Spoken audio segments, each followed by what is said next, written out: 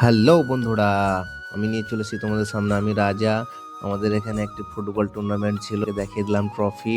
দেখো, খেলা চলছে কন্টিনিউ। হলুদ জার্সি এবং ব্ল্যাক জার্সিতে দারুণ লাগছে, দারুণ। বলতে বলতে বল পাস করছে, হেভি লাগছে। আর ময়দানটা দেখো কত সুন্দর। বলবো বন্ধুরা, এখানে অনেক দর্শক হয়েছিল। হ্যাঁ, দর্শকগুলো যা দেখছিল অনেক উপভোগ করছিল। হাততালি বলো, এই বলো। আর যেহেতু ফাইনাল খেলা, অনেক লোক হয়েছিল। আর আমাদের ফাইনাল খেলাটা হয়েছিল তোমার সুজাপুর ভার্সেস আলের উপর।